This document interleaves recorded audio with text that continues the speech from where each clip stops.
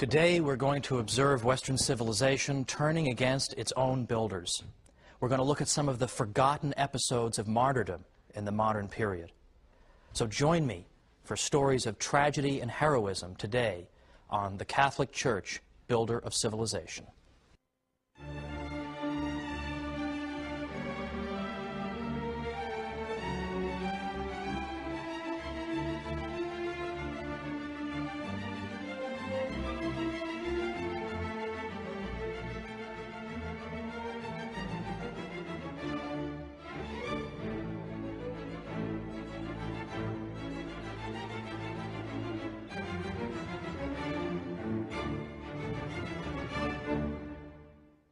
Welcome to the Catholic Church, builder of civilization.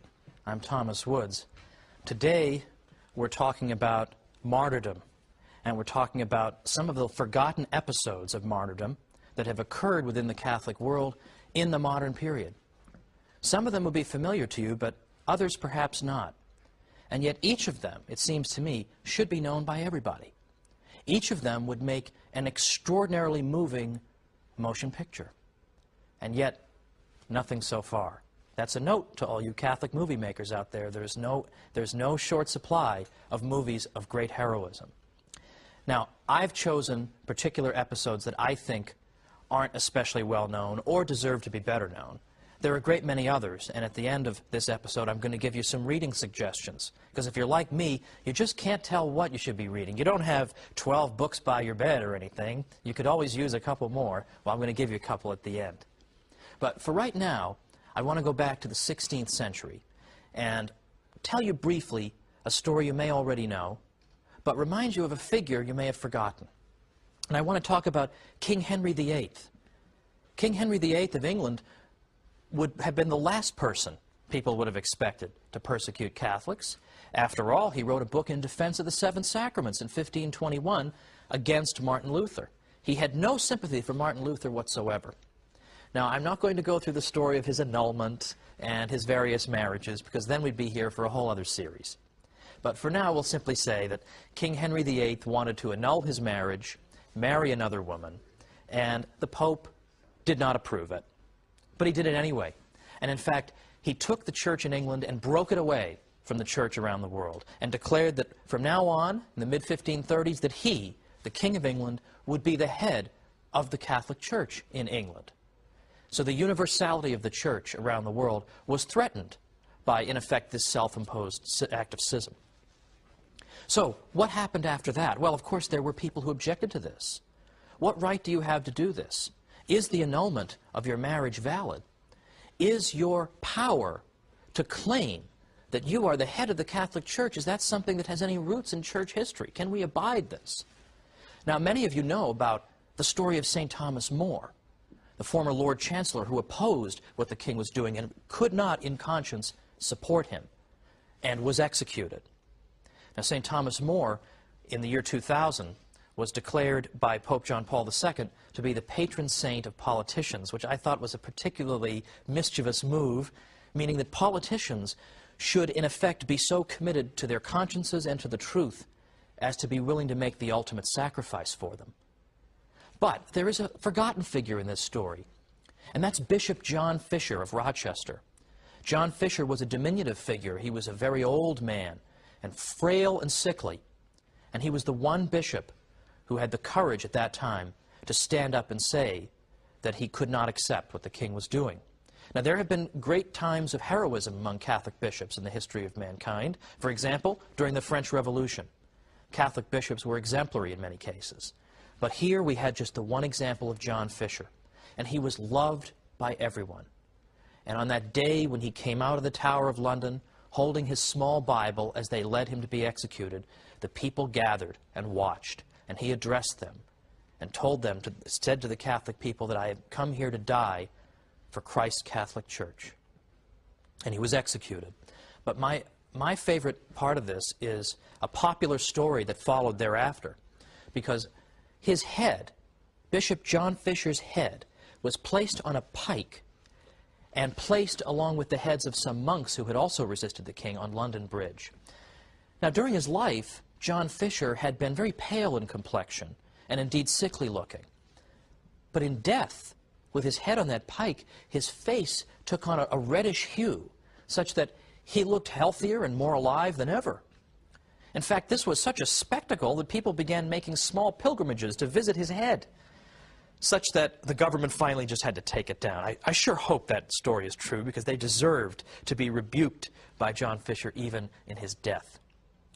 Now, 400 years exactly after the deaths of these two great men, in 1935, they were canonized. And so we call them St. Thomas More and St. John Fisher. But I taught Western civilization at the college level in New York for 7 years. And I always looked for a good textbook. And the textbook always told us about the heroism of St. Thomas More. And of course, there's the wonderful movie, Man for All Seasons. But I never found a single textbook that told us about the sacrifice of John Fisher, this glorious bishop who had been treated so badly by the regime, who had been maneuvered and manipulated into saying things that could be declared criminal and treasonous. His is an extraordinary witness, and we ought to have recourse to him very often. But even after the death of King Henry VIII in 1547, that wasn't the end of the troubles people had in England trying to follow the Pope. A couple years later, around 5,000 Catholics in England perished when the new king, Edward VI, took away their beloved Latin Mass. That was the great Western Rising that nobody's ever heard about. But coming closer to the present, I want to call to our minds the French Revolution. Because episodes in the French Revolution regarding the church are so vivid and so astonishing, you almost can't believe these things happened. In fact, most people don't even know about these events. But they are so astonishing and so almost subhumanly cruel that we can say almost with confidence that surely there was a diabolical aspect to them. The French Revolution began in 1789, and within a year, and indeed 2 years, the church found that her property was nationalized, which is a nice way of saying ripped away from her by the government. Priests were required to take oaths of loyalty to the new government. Not all did so, understandably. Monasteries were suppressed. And by the way, they were suppressed on the grounds of religious freedom. So in the name of religious freedom, you cannot be free to be a monk. So you go figure that out. Well, this type of thing went on early on. This is the so-called moderate phase of the revolution. But as time went on, the revolution grew more and more explicitly anti-Catholic. In fact, by 1793, things had grown almost hysterically worse. 1793 to 1794, it's there that we see what became known as the Reign of Terror. And here, if you were a Catholic and were outspoken about it in some way, you could be in trouble just for that. You could be called a fanatic because you were found praying the rosary, or because you had sheltered a priest who had refused to take that oath of loyalty. There were terrible crimes carried out against ordinary Catholics, young men, sick and healthy, women and men together, children, all subject to the same terrible crimes. For example, the drownings at Nantes. Thousands of Catholics perished in the drownings at Nantes, which consisted of taking people in boats out into the River Loire, and then the tormentors in the boats would jump to other boats, and before doing so, they would open up holes in the initial boat so that the boat would sink and the people on it would drown. The man who carried this out, Jean-Baptiste Carrier, said, "Never have I had so much amusement as in seeing the last grimaces of priests as they die." Beyond the drownings at Nantes, we have the shootings at Angers. We have the martyrs who are called the martyrs of Avrillé, 100 of whom were beatified by Pope John Paul II, and many favors have been won through their intercession. But there, the martyrs of Avrillé were marched to some ditches that had been dug, and it was decided that the way to deal with these unruly Catholics was to line them up against the ditches and to shoot them all so that they would fall into the ditches and perish. Many female religious went to their deaths in this way, singing songs to the Lord as they did so, and forgiving their captors and tormentors. In the midst of all this, there was also the de-Christianization campaign. De-Christianization campaign in France. Now, what did that consist of? During the fanaticism of de-Christianization, a new calendar was introduced. Because, of course, if we want to de-Christianize the country, we certainly can't have a calendar dated from the life of Christ. So instead, we're going to date our calendar from the year we killed our king. That'll be the year 1. And the week became 10 days long, not 7. So it became impossible for the Catholic people, after a time, to know what day was Sunday. Well, thankfully, most people never adopted this silly calendar. But that was an example of the hostility toward the Catholic people. But beyond just that, bizarre ceremonies were carried out. Statues of saints were guillotined. The names of streets that had the word saint in them had the word saint removed. Churches were vandalized everywhere and property destroyed as an attempt to try to wipe out the Christian inheritance. In fact, even worship itself was discontinued in all but the remotest areas of the country. Here was de-Christianization. In fact, even the priests who had taken the oath of loyalty to the regime were now told that was not enough. If you want to show that you are loyal to revolutionary France, you must abjure your ordination altogether. Many of them refused to do that. Thousands of them fled the country. 10,000 priests went to England alone. England, an anti-Catholic country at that time, welcomed them. And in fact, as some historians have said, like Michael Davies, in fact, what the result of that was that English people got to see Catholic priests for themselves. They no longer heard about Catholic priests just in caricature. They met these men for themselves and saw how heroic they were and what they were able to do. And it astonished them how great these men were. And this experience they had meeting all these Catholic priests went a long way in the 19th century toward lifting the restrictions against Catholicism in that country. But this is not even the worst of what happened to Catholics. A war of extermination was waged in the Vendée region of France, and this episode has been almost entirely forgotten. It was not forgotten by Pope John Paul II, who visited the Vendée region, spoke about the Vendée region in a French visit in 1996. And when we come back, we're going to talk about those men and women, what the Pope had to say, and more examples of heroism when we come back to the Catholic Church, builder of civilization. So I'll see you in a minute.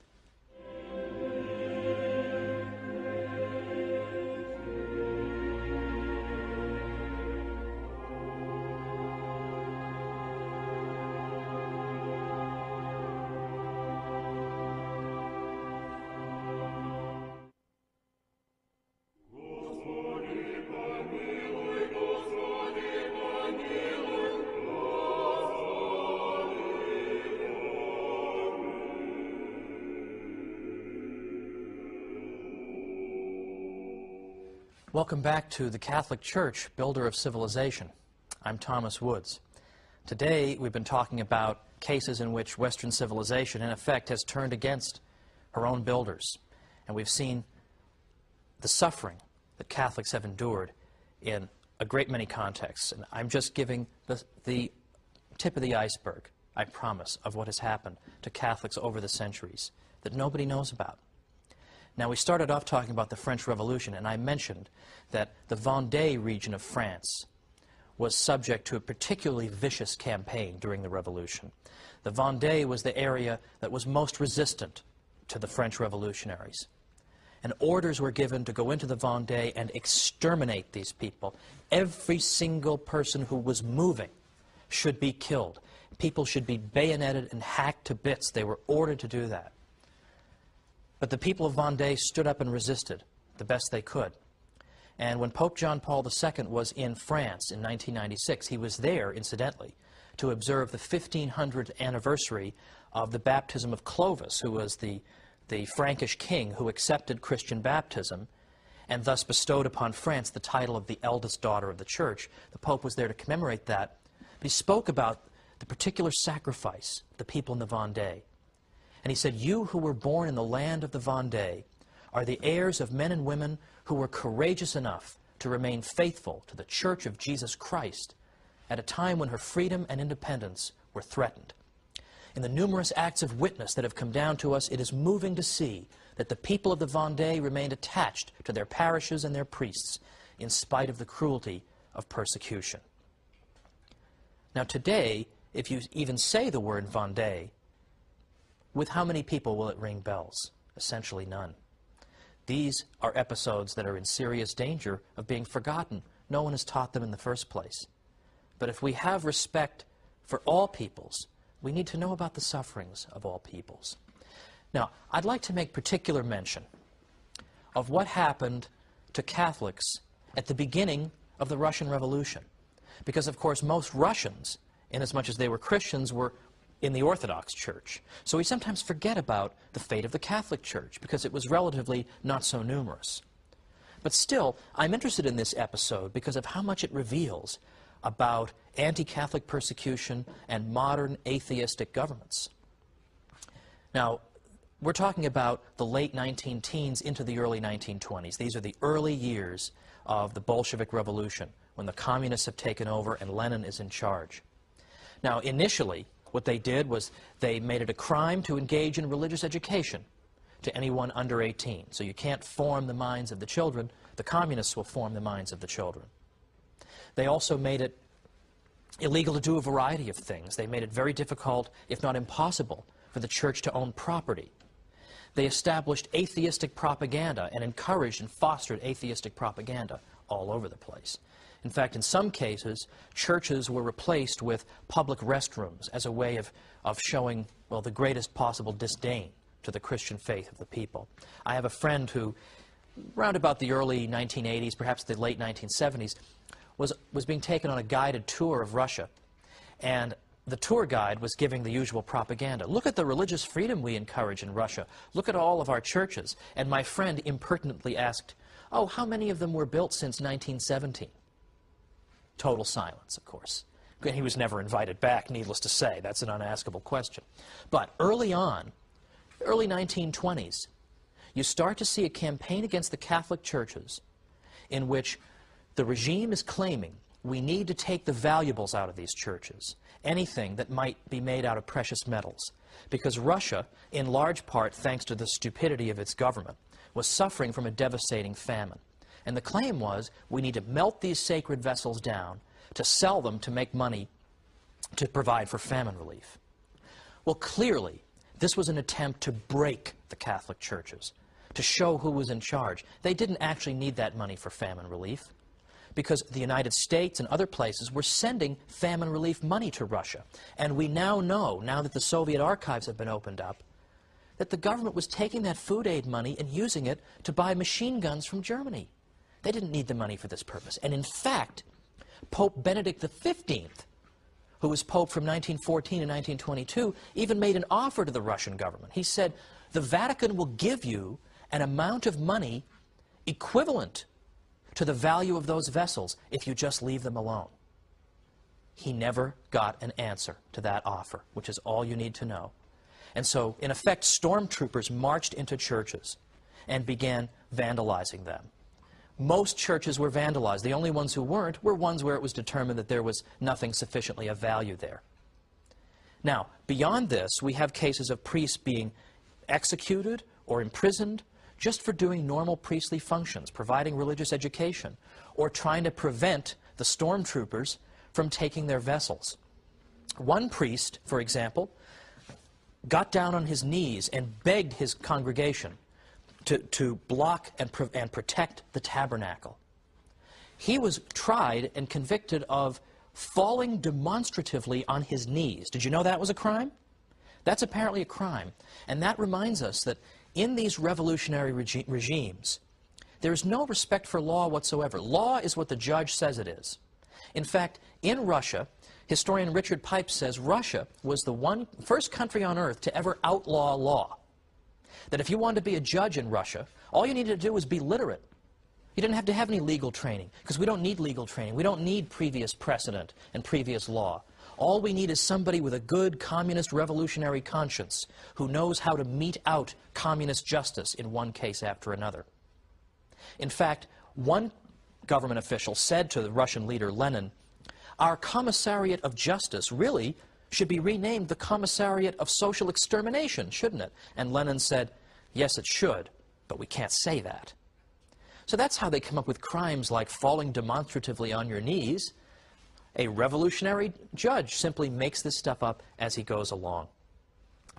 So the first show trials in Russia were not under Stalin, when Stalin would take potential political rivals or fellow communists and put them on trial and accuse them of treachery and force them to engage in ridiculous and obviously absurd confessions. Those are sometimes thought of as the first show trials, where the job was to humiliate the accused before executing him. The first show trials were actually under Lenin, when priests were put on trial for having defended their property or having carried out the simplest and most benign of priestly functions. The job was to humiliate and break these people. And yet again, this is forgotten. This is beyond forgotten. What about Spain in the 20th century during the Spanish Civil War, 1936 to 1939? What happened there? In terms of Catholics, we have some of the most grotesque atrocities carried out by people. For example, one historian tells us, in Spain, which of course is one of Europe's most staunchly Catholic countries, large numbers of Catholics were just butchered solely for being Catholic. Unlike the martyrdoms in most parts of the world, whole sectors of the religious community were liquidated. At least 6,832 priests and religious were martyred, including 13 bishops. In the 20th century, probably no country witnessed so much bloodshed among its clergy. Another source, an incalculable number of laypersons were killed because of their religious associations, either as well-known churchgoers, members of fraternal and charitable religious organizations, or as the fathers, mothers, brothers, sisters, and friends of clerics. Some were killed because they professed their faith by wearing some outward symbol of belief, perhaps a religious medal or a scapular. Some were killed for acts of charity, for granting refuge to clerics attempting to escape this terrible fury. It is impossible to determine the number of these lay persons who were slain for their faith. And nor was the anti-clericalism limited to killing. Thousands of churches were burned, religious objects were profaned, nuns' tombs were opened, and the petrified mummies displayed to ridicule, and religious ceremonies were burlesqued. Indeed, practically any imaginable anti-clerical act was not only possible, but likely. And still another writer tells us, as they entered a village, that is, in effect, anti-Catholic stormtroopers, you may as well call them, their first object of attack was the church. There, the communists and their henchmen would round up the priests and religious, as well as anyone who protested, wreak all kinds of destruction and sacrilege, and then pour round after round of ammunition into the tabernacle of the parish church.